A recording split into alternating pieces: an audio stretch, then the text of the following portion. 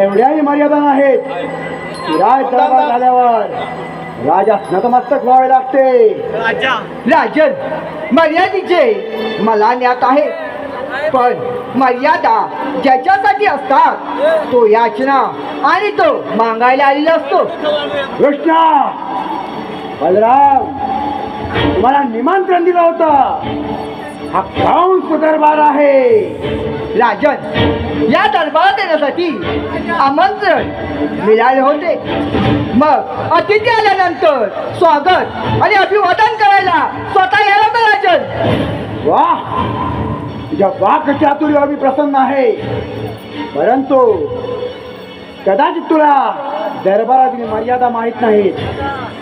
राज दरबारात आल्यावर राजासाठी काहीतरी अनमोल वस्तू भेट म्हणून आणायला लागते. हे बरोबर आहे राजन. दरबारात प्रवेश करत असता तुम्ही जो आमचा पागलपणे सत्कार केलात तो न विसरण्यासारखा आहे राजन. वाह, यालाच म्हणतात वीरता. ज्या काही तुमच्या वीरतेच्या कथा ऐकल्या होत्या त्या खोट्या नव्हत्या. तर राजन, या ठिकाणी आम्हाला बोलवण्याचे कारण राज्यातून मल्लयुद्धात आले आहेत. आमची अशी इच्छा आहे की आमच्या डोळ्याने तुमच्या ज्या कथा वीरतेच्या ऐकल्या त्या वीरतेचं प्रदर्शन इथं व्हावं आणि ते या दरबारामध्ये मल्लयुद्ध व्हावं अशी माझी इच्छा आहे. याच अवस्थेची वाट पाहत होतो. राजन, बघताय काय? तुकडे तुकडे करा दोघांचे.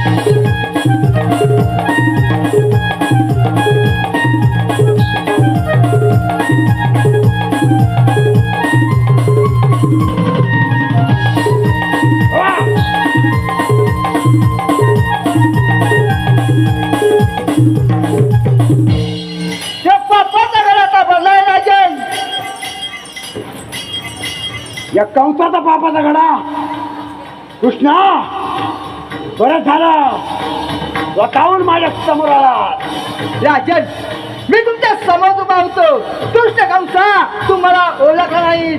तो प्रत्येक वेळी सांगितलं आहे माझ्या शरणे.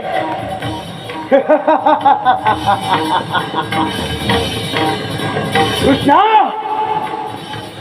या महाप्रतापे महाबलशाली कंसाला शरण या सांगतोय हे कदापि शक्य नाही. तुला पापाचा घडा आता भरला आहे. तुला आता जमाला आहे आणि तो मीच करणार देवकीचा 8वा कृष्ण.